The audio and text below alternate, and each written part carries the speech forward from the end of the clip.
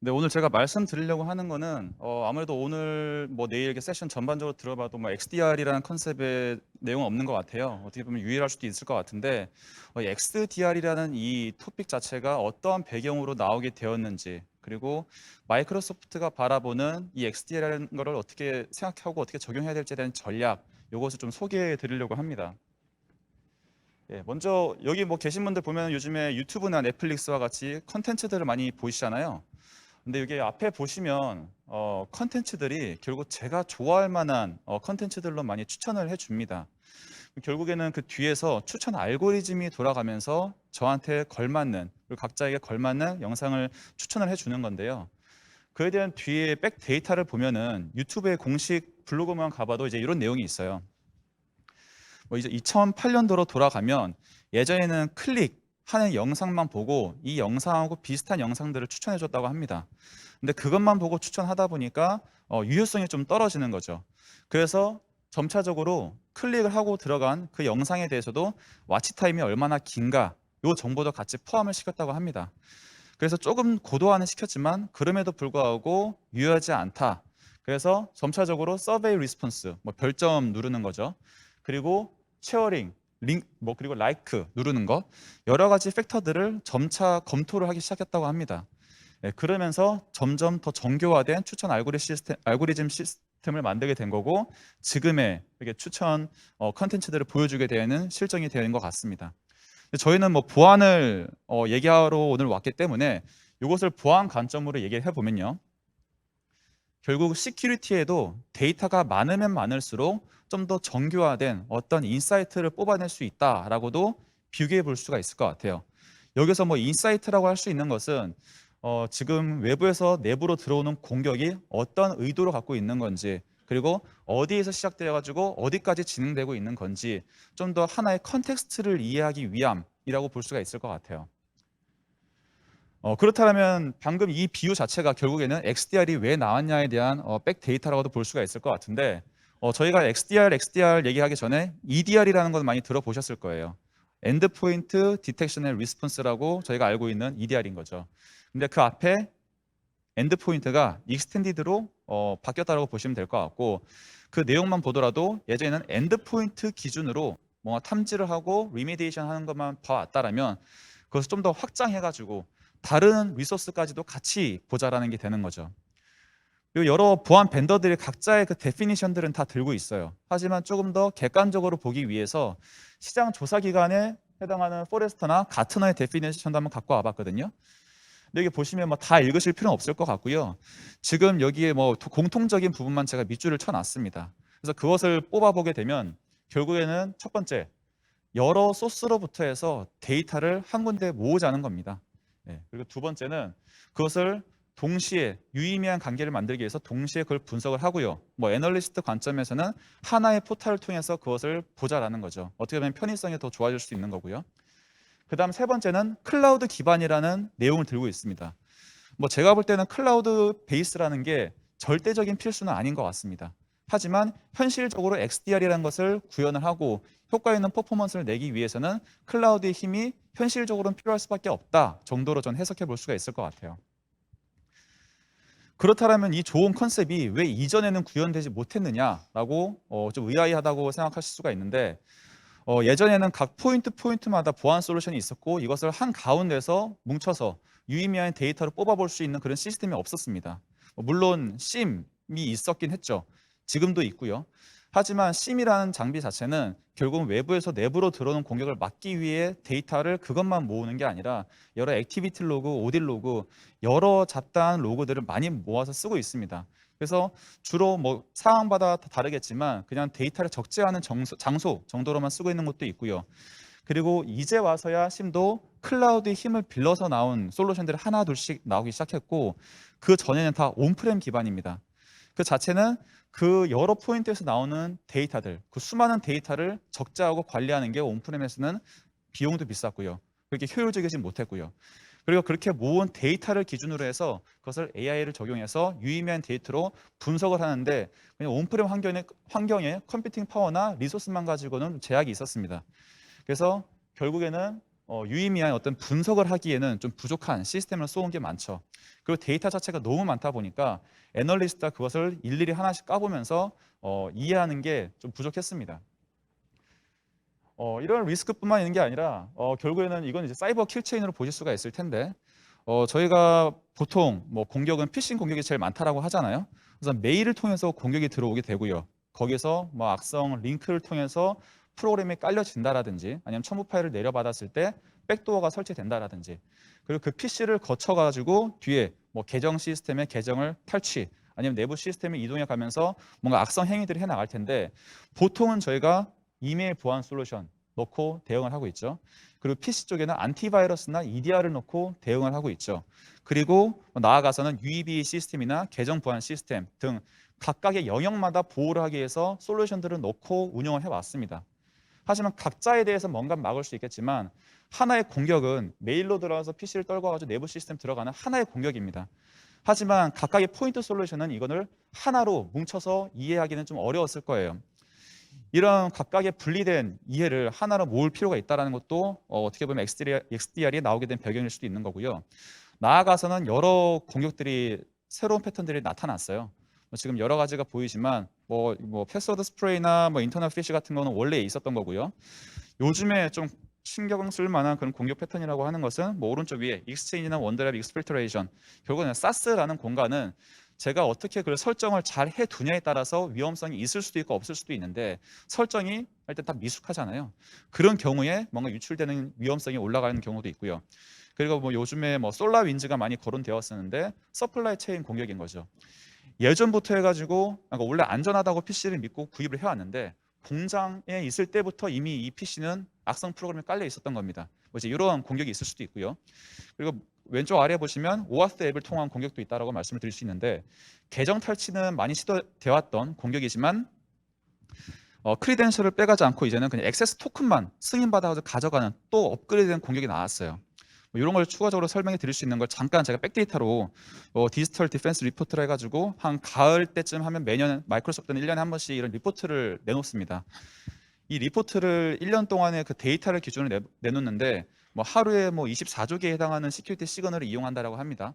그리고 뭐 실제로 뭐 엔드포인트 아이덴티티 이메일 영역에 블락을 하게 된 공격 자체가 90억, 뭐 300억 개 이상 이런 데이터 수치를 이용해서 뽑아낸 거고 그래서 이 보안 환경의 랜드스케이프를 이제 분석을 합니다. 지금 이게 클릭은 안 돼서 이 내용이 좀 안 보이시겠지만 나중에 혹시 PPT 필요하시면 뒤에 자료는 있어서 보실 수가 있습니다. 근데 여기서 제가 의도하려고 했던 거는 이 공격이라는 것 자체가 하나의 사업이 되어버렸습니다. 비즈니스가 되었다라고 볼 수가 있어요. 여기 왼쪽 위에 있는 그림 자체는 뭐 랜섬웨어 키트 그리고 뭐 여러 가지 공격 키트들이 있는데 거기에 각각의 가격이 붙어 있어요. 뭐 66달러, 뭐 200달러, 디도스 하는데 뭐 500달러 이런 식으로 가격이 붙어 있거든요. 그래서 공격을 할 수 있는 기술적인 이해도는 없어도 이 키트를 돈 내고 사기만 해도 공격은 하려면 할 수가 있는 시대가 되어버렸어요. 예. 그리고 여기 위에 있는 것은 랜섬웨어에 타겟이 되고 있는 국가에 대한 순위인 건데 한국이 꽤나 상위에 포진되어 있다는 것은 한국도 그냥 손 놓고 있을 수는 없다라는 거고요. 랜섬웨어 숫자 자체가 카운트도 2021년, 20년, 19년 이전 해들에 비해서 계속해서 증가해 오고 있고요.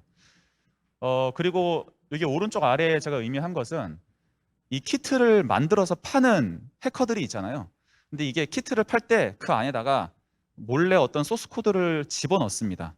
그 뜻은 이걸 구매해가지고 공격하는 주체가 있다고 하면 그 사람이 크리덴셜을 만약에 획득을 하잖아요.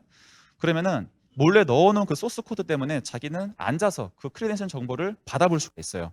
좀 이 다크 마켓에 또 서로 뒤통수 치는 그런 이제 행태라고 볼 수 있는데 저희 보안을 해야 되는 관점에서는 크리덴셜 정보가 한 명한테 털렸다 가지고 한 명한테 털린 게 끝이 아니라 이미 여러 명한테 털려 있을 수가 있다라는 것을 또 암시해 주는 거예요. 그만큼 이미 이 비즈니스화 되어 있는 이 사이버 공격 이 랜드스케이프를 볼 수가 있고요.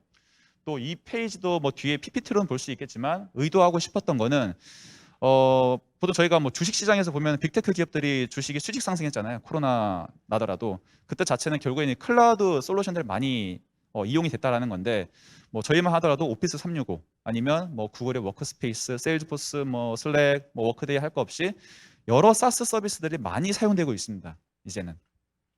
근데 각각 그 솔루션들을 보면요, 다 프리 트라이라는 게 있어요. 뭐 한 달 동안 무료로 쓸 수가 있어요. 그래서 예전에는 공격을 하려면 악성 웹사이트를 따로 만들어 놓고 악성 URL을 따로 만들어 놓고 악성 도메인을 따로 구입해 가지고 공격을 했다라면 그럴 필요도 없습니다. 이미 정상적이라고 믿을 수 있는 저런 공식 기관들의 공식 서비스의 프리 트라이얼만 이용하면은 공격을 다 해볼 수가 있는 거예요. 그래서 어떻게 보면 최근 트렌드 중에 하나라는 것도 이해할 수가 있고요. 지금 요 아래 보시면 IoT, OT 섹션을 보시면, 예, 이게 뭐 의도한 내용 자체는 뭐 올해 초에도 플로리다의 어떤 정수 처리장에서는 공격을 받았어요. 뭐 OT라고 부를 수 있는 거는 뭐 여러 다른 세션 들으셔도 이제 이해하실 수 있겠지만 공장 시스템에 있는 작은 컴퓨터 같은 것들이에요. 그게 공격을 받아가지고 그 어떤 악성 행위가 이루어졌던 거고, 뭐 수산화 나트륨의 비율을 높여가지고 인명 피해까지 만들 수 있었던 그런 되게 리스크한 거였습니다. 근데 그거에 대한 타겟 자체도 한국도 이미 또 상위권이 포진해 있어서 한국도 위험한 상황이고요. 그리고 OT라는 이 오른쪽에 있는 영역이 결국에는 IT 영역하고 별반 다를 게 없습니다. OT 공격이 결국 IT 공격을 통해서 일어나는 거거든요. 결국은 이제 사무실에 쓰고 있는 PC들 아니면은 뭐 인프라들이 공격 당하고 거기를 통해서 내부 공장 시스템으로 공격이 일어나기 때문에 OT도 더 이상 따로 손 놓고 볼 만한 영역은 아니다. 같이 이제 신경 써야 되는 영역이다라고 볼 수가 있을 것 같고, 여기 컨센트 피싱이라는 게 아까 제가 오아스 앱의 컨센트를 말씀을 드리는 건데 잘 안 보이실 수 있겠지만, 예, 이제는 어떤 웹 서비스가 당신의 어떤 뭐 계정 정보에 접근하려고 합니다. 승인하시겠습니까? 오케이만 하면 다 승인되는 겁니다. 요즘에 저희 모바일만 보더라도 이 앱이 뭐 카메라에 접근하려고 합니다. 오케이 아니면 캔슬 이런 게 있잖아요. 그런 거랑 비슷하다고 보시면 될 것 같고, 마치 뭐, 예, 뭐 구글 계정이나 카카오 계정으로 이 인터넷 웹사이트에 회원 가입을 하거나 뭐 그와 비슷한 맥락이라고 보시면 됩니다. 그래서 이 크리덴셜 정보라는 게 원래는 예전에 보호하기 위해서는 멀티팩터 인증을 쓰라라는 식으로 얘기를 해왔었습니다. 근데 이 멀티팩터 인증을 쓰지 아직 않죠. 근데 그럼에도 불구하고 MFA를 써도 중간에 맨 인 더 미들 어택 이런 것들이 있다 보면 결국 그 멀티팩터의 인증에 의한 그 코드마저도 탈취될 수가 있어요. 그래서 그 다음 단계로 얘기하는 게 FIDO2 생체 인증을 통해서 아예 액세스를 하세요. 그래야지 덜 탈취됩니다라고 하지만 지금 이러한 모바일 환경에서의 그 오아스 앱을 통한 공격이 생기다 보니까 아무리 생체 인증 MFA를 하더라도 또 결국에는 액세스 토큰만 탈취되는 식으로 공격이 또 나타날 수가 있어요. 그래서 막고 막아도 계속 새로운 패턴이 나타난다 정도로 이해해 주시면 될 것 같고, 지금 뭐 계속해서 새로운 패턴이 나오기 때문에 지금 되게 복잡할 겁니다. 보완을 해 나가야 되는 입장에서는 여러 요소들이 뭐 공격 자체도 많아졌고요. 공격 패턴도 지금까지 못 막았던 게 나타났고요. 그리고 각자 이미 도입해 놓은 것들 사이에서 서로 맥락을 이어가지고 이해하는 게 좀 부족할 수 있기 때문에 여러 위험들이 존재하고, 그것을 이제 해결하기 위해서 XD라는 걸 얘기하지만 그 전에 가장 기본이 돼야 될 것은, 예, 저희는 항상 제로 트러스트가 먼저 필수가 돼야 된다는 말씀을 드리고, 제로 트러스트라는 것은 뭐 솔루션을 사라라는 게 아니라 제로 트러스트 관점에 보안 문화를 정착시키고 그러는 기반의 보안 정책을 구현을 하세요 정도로 이해하시면 될 것 같고, 이 제로 트러스트 스타일의 문화가 정착이 된 이후에 그렇다면 이제 실제 XDR을 구현해 볼 수가 있게 됩니다. 그래서 여기서 마이크로소프트가 택하고 있는 XDR에 대한 전략은 크게 세 가지 정도로 말씀을 드려볼 수가 있을 것 같아요.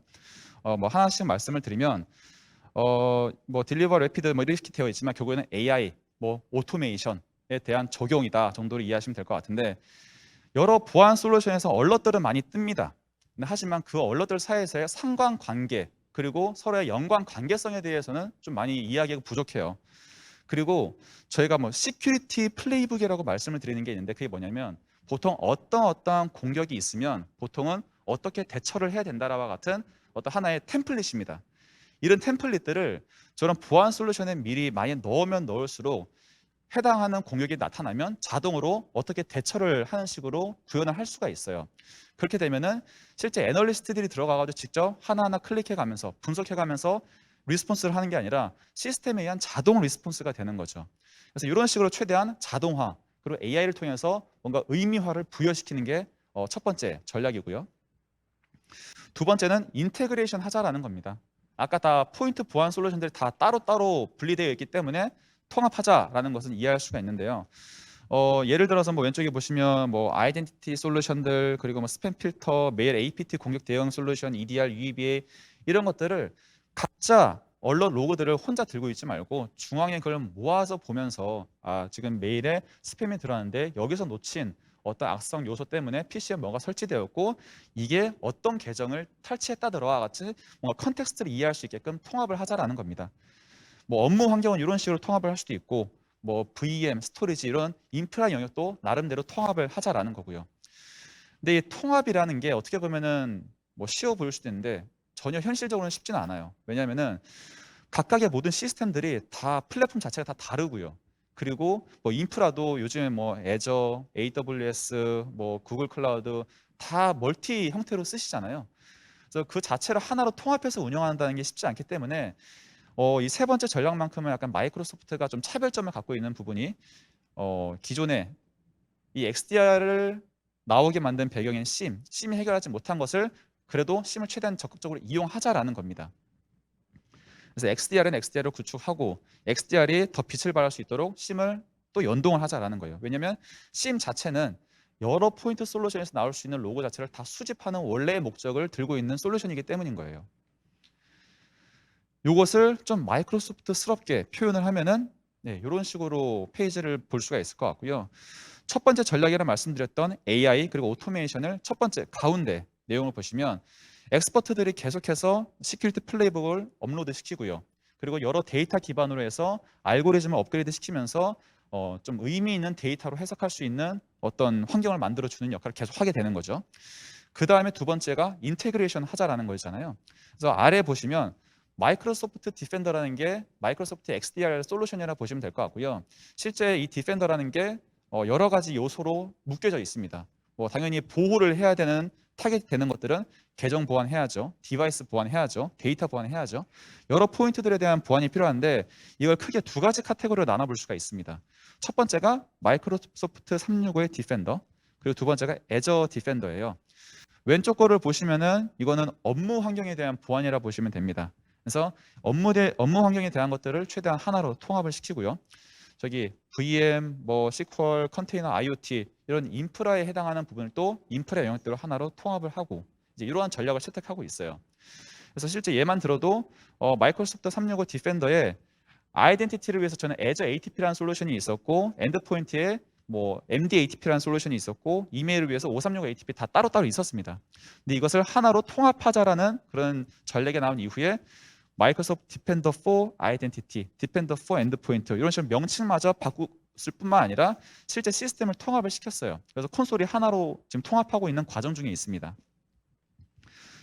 그리고 세 번째 전략이라고 말씀드릴 수 있는 건 심을 최대한 이용하자라는 부분인 건데요. 마이크로소프트는 애저 센티넬이라고 하는 심 장비가 있어요. 근데 이거는 기존에 있던 심들하고 다르고 이것은 클라우드에만 존재하는 솔루션입니다. 결국 온프렘일 때 구현하지 못했던 거, 그 수많은 데이터를 다 저장하는 거, 그리고 거기서부터 해서 AI나 오토메이션을 적용해가지고 좀 더 자동화하는 거, 이런 게 클라우드에 있다 보니까 좀 더 수월해진 게 있는 거죠.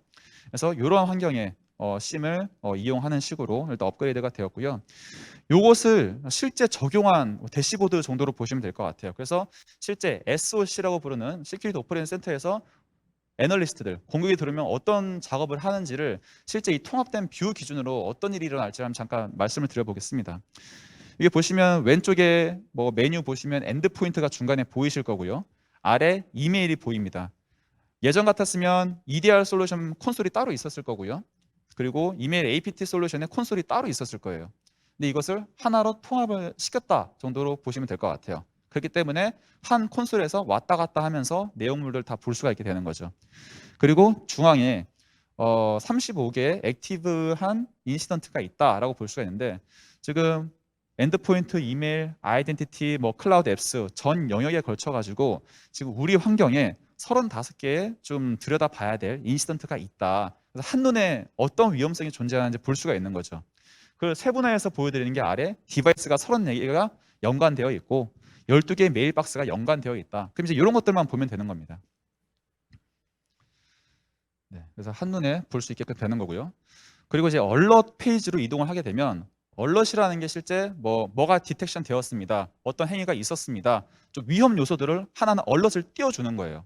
예, 그거에 대한 리스트들이 쫙 보이게 되는 거고 보시면 각각의 이 얼럿들이 어느 디바이스에서 나온 건지 그리고 어느 디텍션 서비스에서 나온 건지 어느 디텍션 소스로부터 탐지된 것인지에 대해서 다 확인이 가능합니다.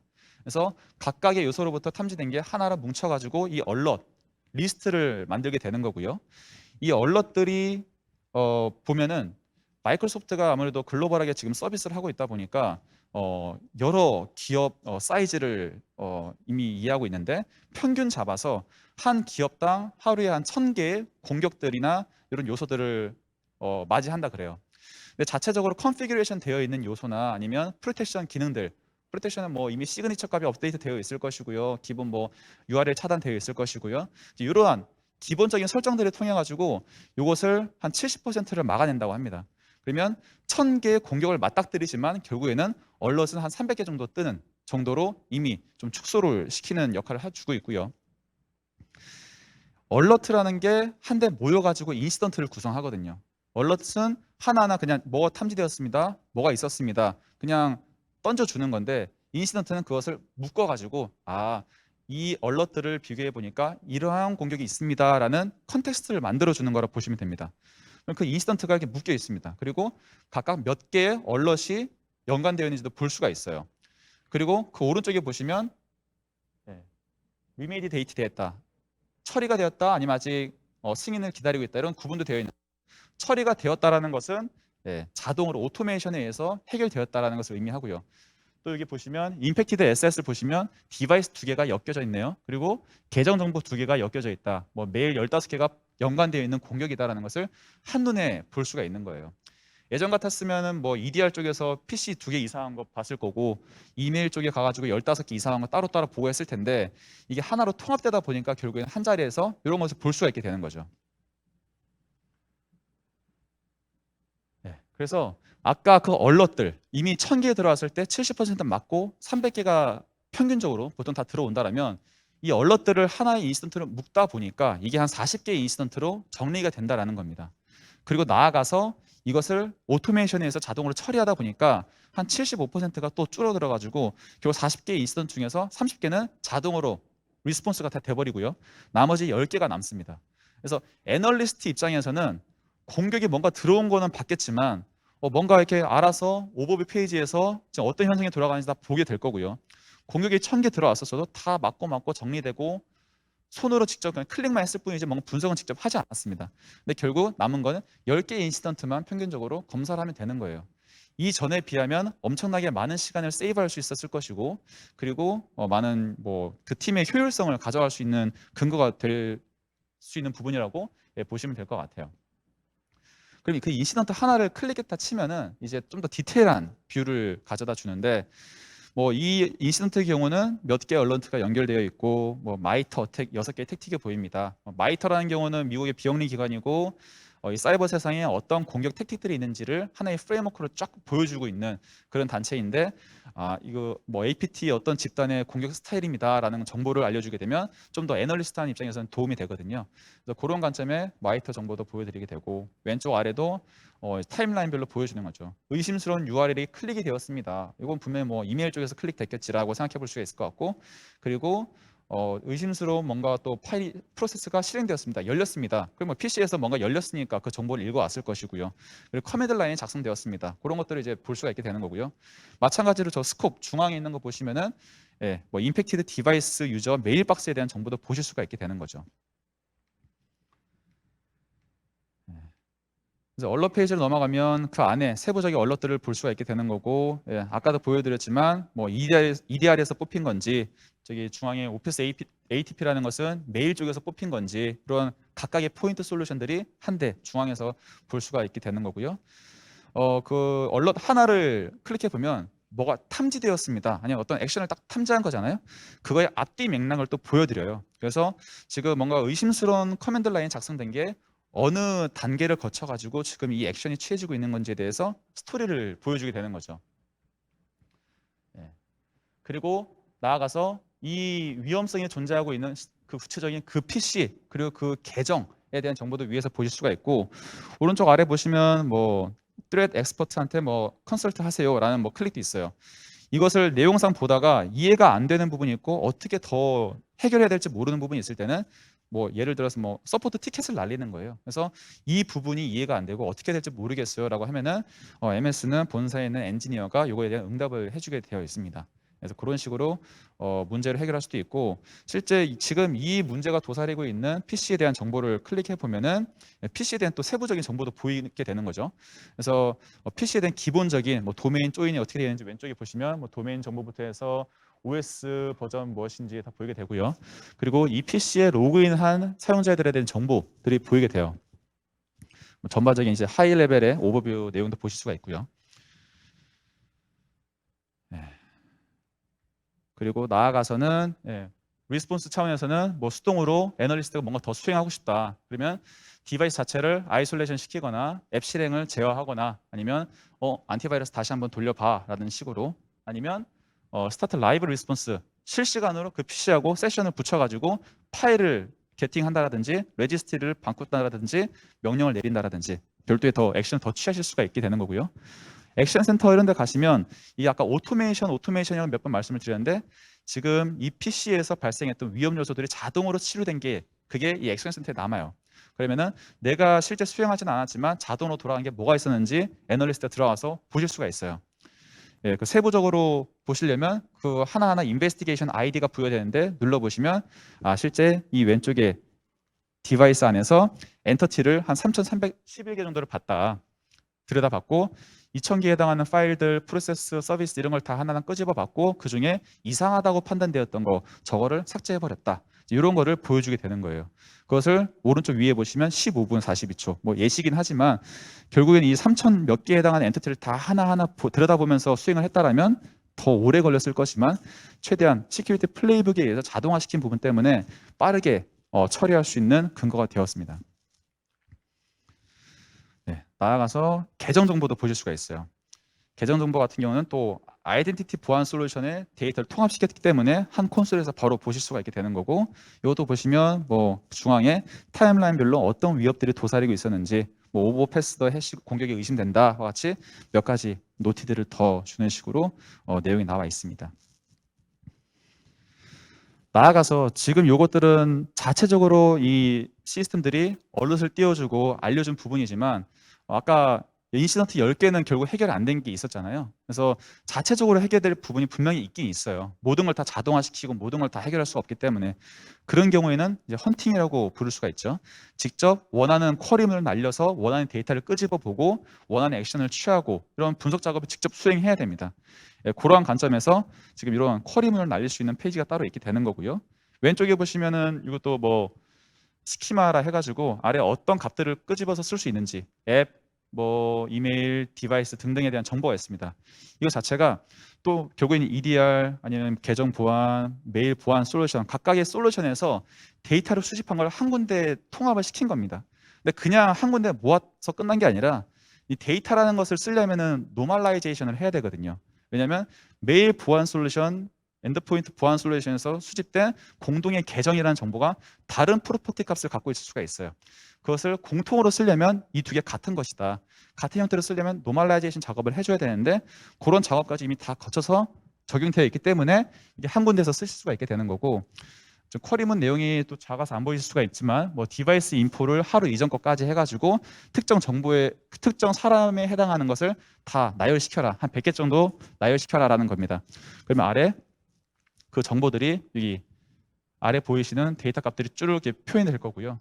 뭐 필요하면은 그걸 클릭해서 보면 또 상세한 내용들, 뭐 만약에 커맨드 라인이 작성되었던 어떤 위협이었다면 이게 커맨드 라인이 어떤 커맨드 라인이 작성되어서 있었던 공격이었습니다라는 것도 뭐 보실 수가 있어요. 이런 식으로 분석까지도 직접 이렇게 수행하실 수가 있고요. 나아가서는 뭐 저희 뭐 트렛 애널리틱스라고 부르는 부분이 있는데 이게 뭐냐면 저희가 뭐 솔라윈즈 그리고 콜로니얼 파이프라인 최근에 그런 이슈가 되었던 그런 공격들이 있잖아요. 그거에 대한 리포트를 보여주는 겁니다. 근데 거기서 끝나는 게 아니라 그 공격에서 사용되었던 IOA, IOC 값들을 최대한 파악해가지고 보여줘요. 그래서 어떠한 URL 값들, 어떤 파일 해시들이 이 공격에 사용되었습니다라는 것을 수집해가지고 보여주는데 그걸 기반으로 지금 당신의 환경이 얼마만큼의 이 똑같은 공격에 당하고 있습니다. 내지 얼마만큼의 노출 위험도가 있습니다라는 것을 보여주는 거예요. 그래프 형태로. 네, 그래서 그 현황들을 확인을 하실 수가 있게 되는 거고요. 이걸 정리해 보면은 아까 1000개 뭔가 공격이 들어왔다. 평균 잡아서. 그러면은 기본 뭐 프로텍션 기능에 의해서 한 뭐 70%는 맞게 되는 거고요. 그래서 300개가 남았다. 그래서 300개 얼럿에 대해서는 자체적으로 이 시스템이 자동으로 디텍션 하는 거죠. 데이터를 수집하고 이 얼럿 같은 공격이었네. 맥락을 이어주는 거고요. 그리고 그걸 분석하면서 자동으로 인스턴트로 40개로 줄여주는 거죠. 자동으로. 예. 그래서 필요하면은 이게 어떤 공격이었는지 궁금하다. 묻고 싶으면은 뭐 MS의 엑스퍼트한테 물어볼 수도 있게 되는 거고, 나아가서 이게 자동으로 오토메이션 기능에 의해서 해결되는 부분이 있다. 그러면 또 한 75%가 해결되어서 10개의 인스턴트가 남았고요.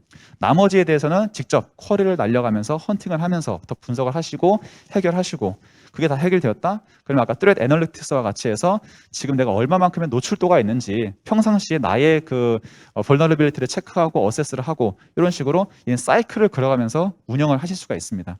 그래서 되게 시간적인 효율을 가져갈 수가 있는 구조가 되는 거죠.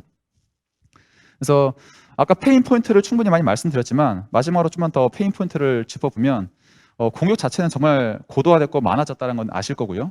그리고 보통의 기업들은 보안 솔루션 자체를 50개 이상 갖고 있다고 해요, 보통. 그러면은 최대한 제일 많으면 50개 이상의 콘솔을 다 하나하나 들어가서 뭔가 분석을 하셔야 되는데 그런 필요함 있을 수도 있고요. 그리고 글로벌하게 그 시큐리티 애널리스트라고 하는 이런 숙련된 전문가들, 마치 이분들은 의사입니다. 장기간 10년 동안 공부해야지 어떤 병을 어떤 증거를 통해서 진단하듯이 이분들도 어떤 증거들을 확인해가지고 이게 이런 공격입니다라고 분석을 해야 되는 전문가의 영역인데, 이 전문가의 숫자가 글로벌하게 지금 많은 숫자가 부족하다고 하고 있는 상황입니다.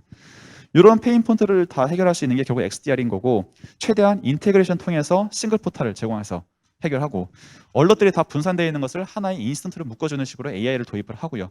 그리고 뭐 셀프 힐링, 오토메이션 작업을 통해서 그 인력이 부족한 가운데 자동으로 해결할 수 있는 것은 자동으로 해결하자. 이런 식의 내용이 될 수 있을 것 같아요.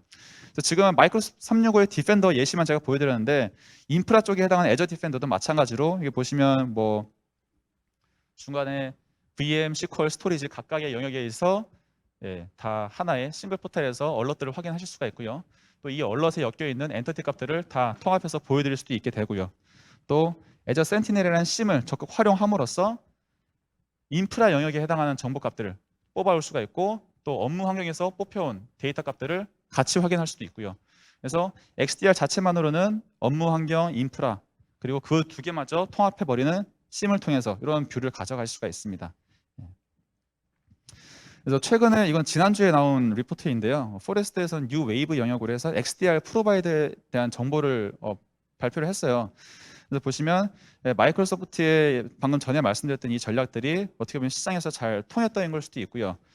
이 리포트의 저 동그라미의 그 크기가 지름이 클수록 많은 고객들이 쓰고 있다라고 이해하시면 되는데, 실제 마이크로소프트가 채택하고 있는 이 전략을 도입한 고객들도 많이 있는 거고요. 실제 방금 말씀드렸던 이 디펜더라는 이 기능들이 다 MS도 내부적으로 다 쓰고 있어요. 마이크로소프트 환경을 보호하기 위해서. 그래서 MS는 지금 직원이 글로벌하게 15만, 16만 정도 있고요. 뭐 디바이스나 이메일 박스, 뭐 아이덴티티만 하더라도 그건 직원보다 한 두세 배에 해당하는 2, 30만 개씩 다 들고 있거든요.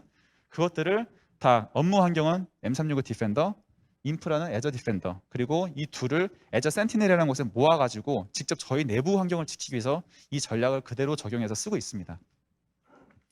그래서 정리를 해보면, 뭐 제가 반복해서 말씀드리기 때문에 이미 다 이해하셨을 거겠지만, 정리를 하면은 이 XDR을 도입하기 위한 전략은 여러 소스로부터 데이터를 무조건 가능한 대로 모읍니다. 네, 최대한 통합시키는 과정이 필요할 거고요. 그리고 그걸 모아서 유의미한 형태로 쓰려면 결국 그것을 AI를 통해서, 머신러닝을 통해서 시큐리티 플레이를 업로드하면서 오토메이션이라는 작업을 거쳐가지고 최대한 단순화, 그리고 자동화 시킬 수 있는 부분은 최대한 시키고요. 그리고 XDR을 이제 혼자만 쓰는 게 아니라 이 인테그레이션이 현실적으로 불가능한 부분이 있기 때문에 그 인테그레이션을 더 서포트해 줄 수 있는 심이라는 것을 적극 같이 쓰자라는 거고요. 이 전략을 도입하기 위해서는 내부적으로 여러 고민들이 있어야 될 거예요. 그래서 데이터를 한 군데 모자란 관점에서는 이메일 보안 솔루션 이거 제일 강한 거 여기 거 도입하고 EDR 여기 제일 좋으니까 이거 도입하고 따로따로 하나씩을 구입을 할 것이냐, 아니면 플랫폼 형태로 이걸 도입을 할 것이냐, 아예 같은 밴더에 같은 솔루션으로. 두 번째는 이 AI랑 오토메이션을 구현하기 위해서 우린 그래도 온프렘에서 최대한 이걸 구현할 것이냐, 아니면 클라우드 있는 솔루션 쓸 것이냐 고민을 하시게 될 거고요. 결국 AI나 오토메이션이라는 것은 핵심은 데이터인데, 데이터는 이 보안 분야에선 트레트 인텔리전스라고도 할 수가 있잖아요. 그럼 트레트 인텔리전스를 얼마나 많이 들고 있는 벤더 거를 선택하느냐, 아니면 적어도 서드 파티 트레트 인텔리전스를 업로드, 인풋 시키게끔 지원을 하느냐, 이런 부분을 검토하실 수가 있고, 마지막으로는 XDR 따로, 심 따로 운영을 할 것인가, XDR이랑 심을 같이 운영을 할 것인가에 대한 내부적인 검토를 해보실 수가 있을 것 같아요. 그것보다 나아가서는 그 무엇보다 제로 트러스트에 대한 문화를 정착시키는 게 이 모든 전략의 기본이다라고 말씀을 드릴 수 있을 것 같고, 이 내용으로 제 말씀을 끝낼 수 있을 것 같습니다. 감사합니다.